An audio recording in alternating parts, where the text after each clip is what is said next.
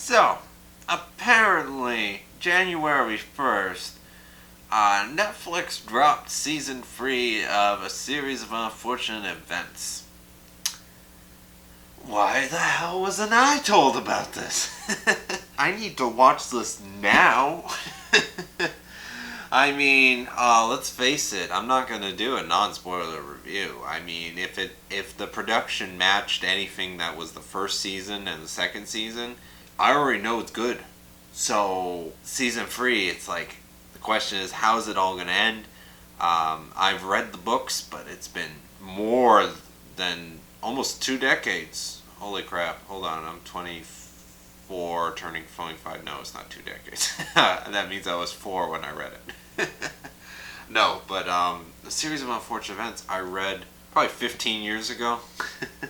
I know I had to wait because when I started reading a series of unfortunate events, the 11th book just came out, and I had to wait for the 12th and 13th book. Right now, for the life of me, I can't remember exactly. I just remember certain things going into the Netflix series, the first 2 seasons. There's so many things that I'm like, oh my gosh, I actually remember reading about that in the book.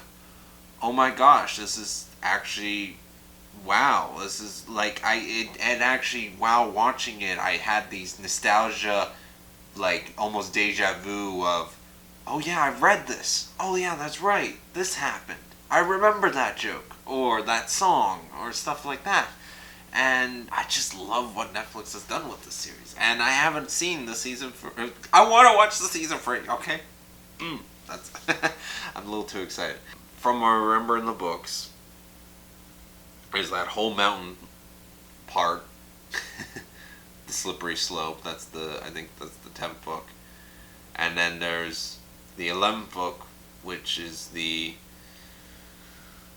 Grim Grotto, which I'm curious to see how they pull that off. And then there's also the whole the Pendulum Hotel. I can't remember the name of that book. That was the 12th book was the book I had the most hard enough time trying to pronounce name wise. The Pendulum, I don't know. Watch it be something totally easy I can actually say now, but back then I couldn't. But I want to see what they tie together, what they do, and apparently they, I don't know if they confirmed change it, but they said they could change things from the book. So it might not even end the same way as the books. And a part of me is torn because I'm excited to see what they do with it, but at the same time, it's like, I kind of also want it to be faithful to the books, because I mean, the first 2 seasons were pretty damn close. I don't know if because I probably, it's been so long, I'm not going to remember the book. I'm probably not going to clue into the changes, and I'll just think, that's what happened. That's just how the story goes. I'm super excited. Time to watch a series of unfortunate events, season 3, which is apparently going to be the final season, because they're not going to do any more because, it was meant to begin and end with season 3. It never meant to go any further than that. I'm just shocked that so far, and it looks like each book they were able to do in two 40-minute episodes. That's amazing. So each book is kind of almost dedicated for 2 episodes, but it's like the ending book is so much more bigger than the first couple books. So it's like, how are they going to fit the end in 2 episodes? I mean, a part of me is like, it should get 3 episodes, but I don't know. Let's see how Netflix does this. Whew.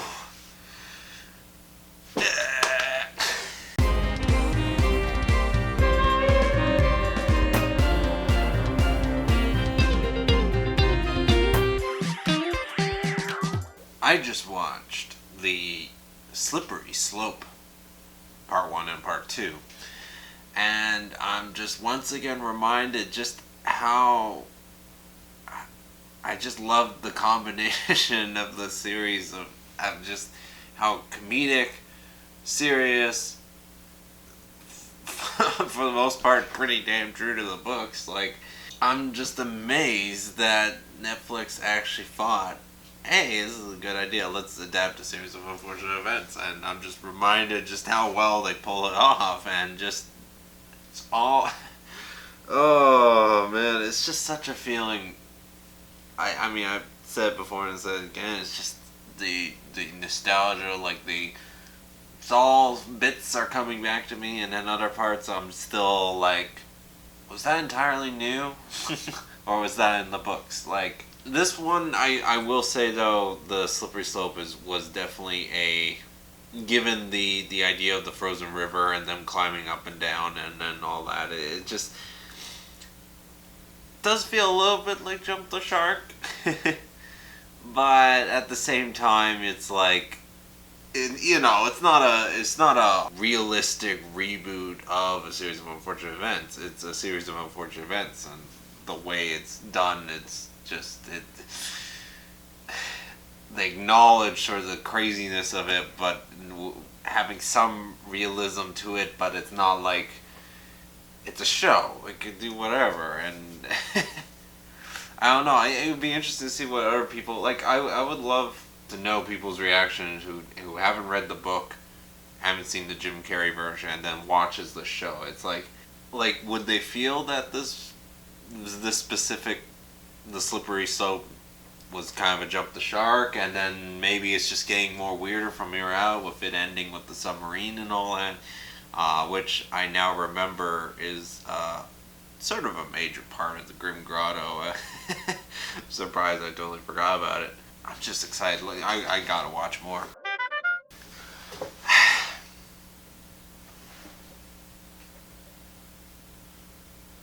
Next episode. Grim Grotto, I believe, I don't know how they did it, but it's still, oh, there's so many things in this episode where I'm like, how did I not remember that? Because I'm thinking back to it now, and I'm like, I remember those moments. Why didn't I think of it, before it happened, and then before the reveals? And I'm like, wow. Oh, so the next one's called I saw the name of it briefly as I selected the next episode and then paused it. Penultimate Peril. Penultimate? What the hell's a penultimate? Hopefully they explain it in the episode.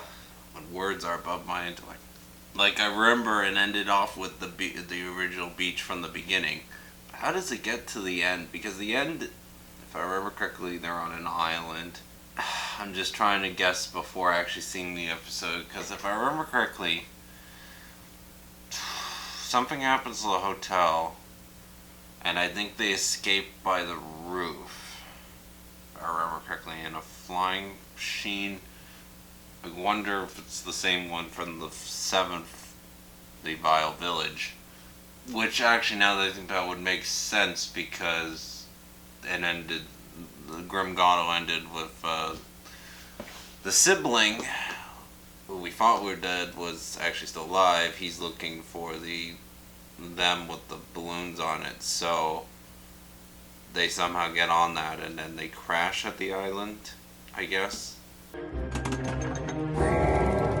I think. It's just, I don't remember how the island plays out. The end. I don't remember how the end plays out. I just remember, oh man. The thing is about the series is it makes me want to go back and reread everything. And that's like a full circle effect. Originally I read the series and I'm like, oh, this would be great as a movie or a TV show. Go watch the movie. Movie didn't do well enough to get more movies, and then it's like Netflix does the complete series, but now because they did such a good job with it, I want to go back and read the original material. So it's like a circle. It just keeps going back and forth. And so, man, time for the terror. Or not terror, peril.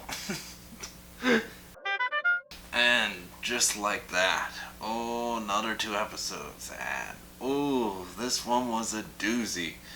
I totally just, I didn't realize it until now, watching everything visually, how good the 12th book was as a almost like a recap at the same time of everything colliding. Like, I totally didn't see the genius of that book until now, watching it unfold. And then I discovered, because I looked, I'm actually not going to watch the rest of the show because it's like 1 o'clock in the morning, and I want to get some sleep today because I got more work to do and all that. And plus, I have to see the final episode, so I'm not watching the final episode today.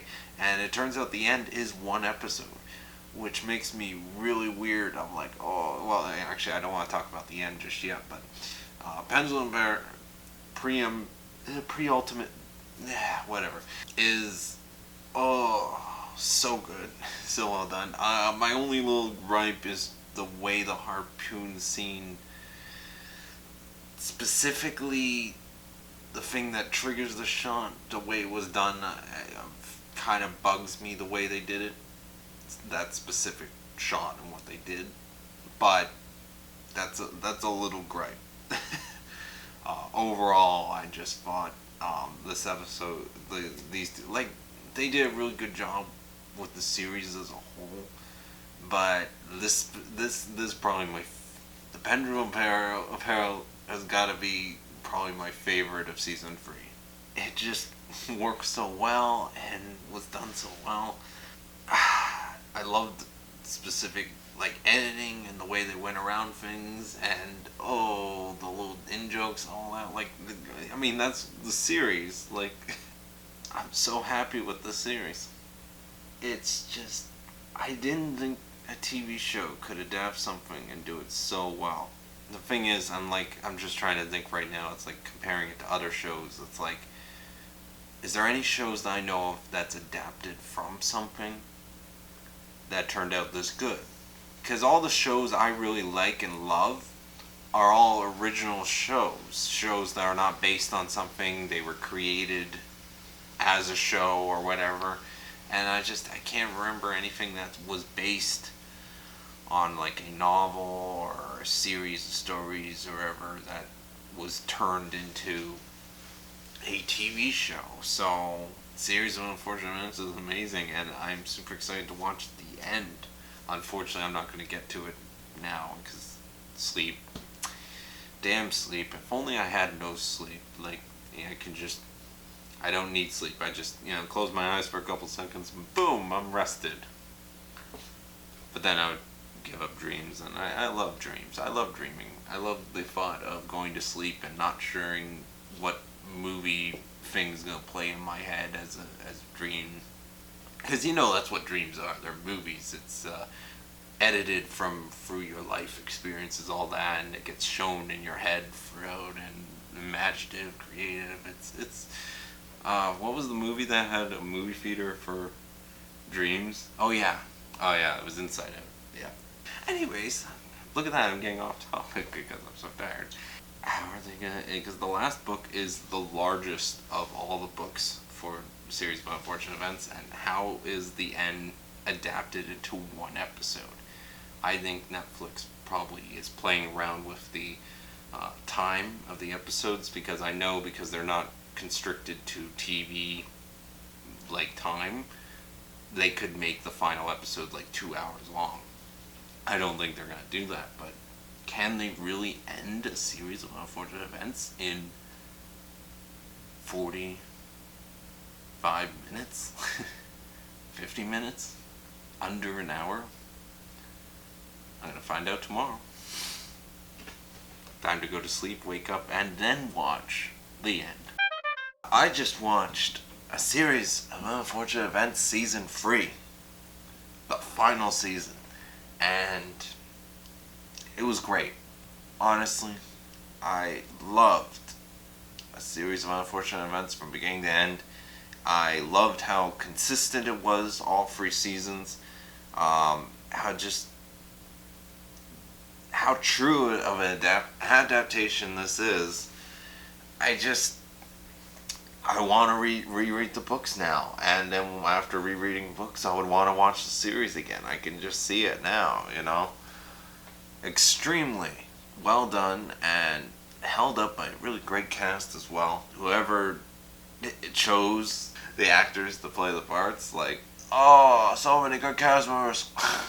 I was kind of afraid going into the very first season of Series of Unfortunate Events that the movie version with Jim Carrey, I'm always going to see that version of Series of Unfortunate Events. But now, after seeing the Netflix version, it's like, this is going to be the version of A Series of Unfortunate Events I'll always think of whenever reading the books, or re-watching the Jim Carrey movie, because I still like that movie. It's just, and it's also a really neat comparison of what's different, how much more truer it is, the Netflix version compared to the movie and all that, and we'll always have that, and what could have been. It would have been really funny if they tried to do a Harry Potter and they tried to finish the movies as the books are being completed, because they don't know what's going to be important later on. What was written off as a little thing was actually very important later on, and